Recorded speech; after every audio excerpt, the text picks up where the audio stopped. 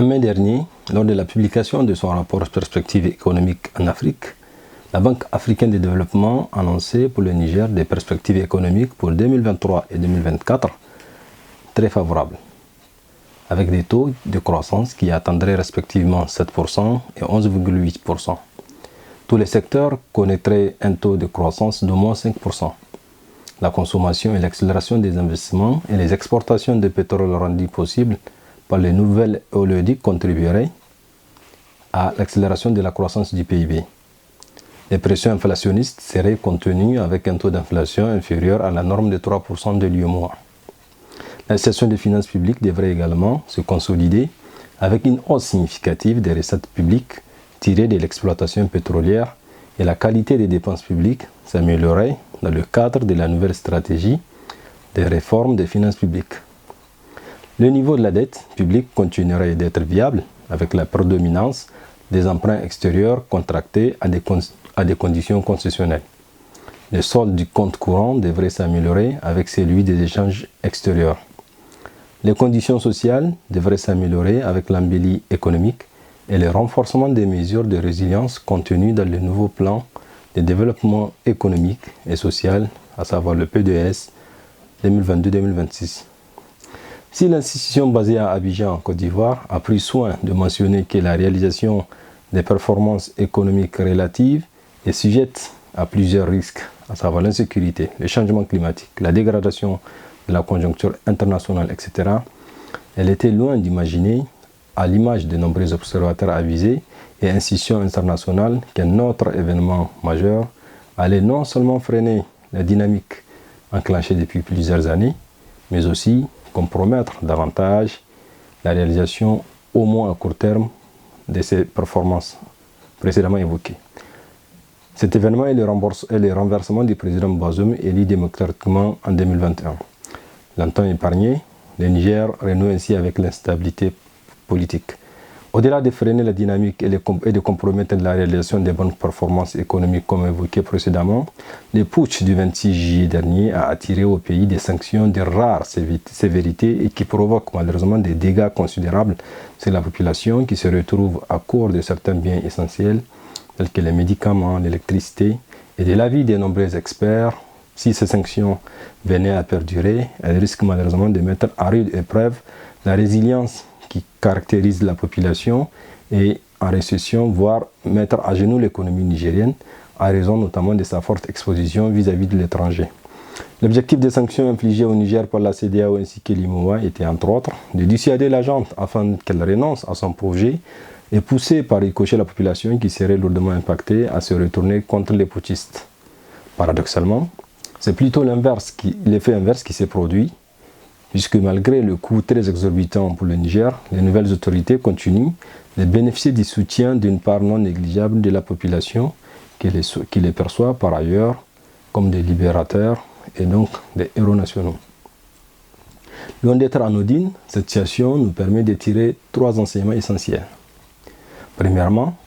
une part importante de la population, et particulièrement les jeunes, qui, en dépit des milliards de francs CFA investis ces dernières années dans divers secteurs, estiment ne pas avoir de perspectives favorables et souhaitent rompre définitivement avec la gouvernance démocratique exercée jusque-là dans le pays et qui ne va pas assez loin selon eux pour satisfaire leurs doléances qui sont par ailleurs très nombreuses. Deuxièmement, elles dénoncent avec la plus grande énergie les déboires de la gestion du pays qui est caractérisée, à titre de rappel,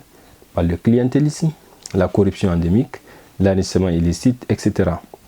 Troisièmement, cette jeunesse aspire, et de manière légitime, à une gouvernance plus vertueuse. Autrement dit, une gouvernance promouvant un meilleur partage de la richesse pour lutter contre les inégalités criantes et la pauvreté, l'exemplarité des gouvernances, c'est-à-dire faire preuve du simple respect de la loi, de la décence, de la vertu, de la transparence en matière de conduite des affaires publiques, tolérance zéro contre la corruption et le détournement des biens publics, la méritocratie et la culture de l'excellence, etc. Des mesures qui devraient contribuer, entre autres, à restaurer, voire à renforcer la confiance entre les hommes politiques et les citoyens. À cela s'ajoute aussi le désir de souveraineté, une attente légitime quand on sait que la fragilité du pays évoquée tantôt est en partie imputable à certains accords bilatéraux ou multilatéraux très défavorables pour la bonne marche du pays. Si les négociations en cours avec les CEDEAO laissent entrevoir une sortie heureuse de la crise politique que connaît actuellement le Niger, il semble néanmoins judicieux de concentrer actuellement les efforts sur 3 axes principaux pour permettre au pays de mieux rebondir. D'abord, continuer à exhorter les Nigériennes et les Nigériens à faire preuve de solidarité pour atténuer les effets des sanctions sur les populations les plus vulnérables, notamment, et rester davantage unis pour limiter les risques de dégradation des perspectives qui pourraient venir d'une détérioration de la situation sécuritaire régionale causée par le terrorisme. Ensuite, favoriser le rétablissement de l'ordre constitutionnel le plus rapidement possible, puisqu'en raison de ces fragilités, le Niger et de l'avis des nombreux experts, comme évoqué tantôt, ne peut tenir sous de telles sanctions. Enfin, faire preuve de lucidité et de clairvoyance pour la suite. Il n'y aura pas en effet de révolution nigérienne sans stabilité politique durable, sans pactes nationaux puissants engageant la sécurité et le développement,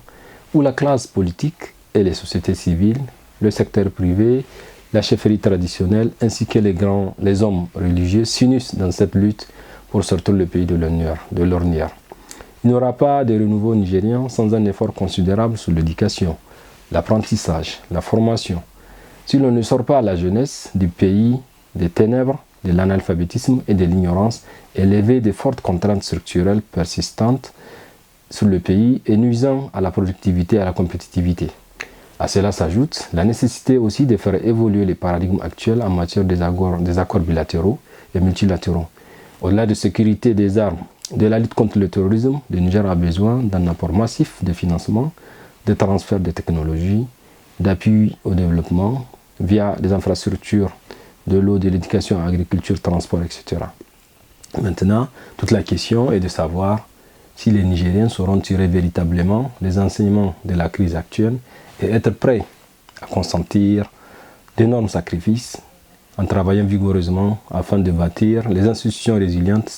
stabiliser l'économie, améliorer la vie de la population vulnérable et poser les bases d'une croissance durable et inclusive et faire ainsi du Niger une fierté des Nigériennes et des Nigériens, mais aussi de l'Afrique.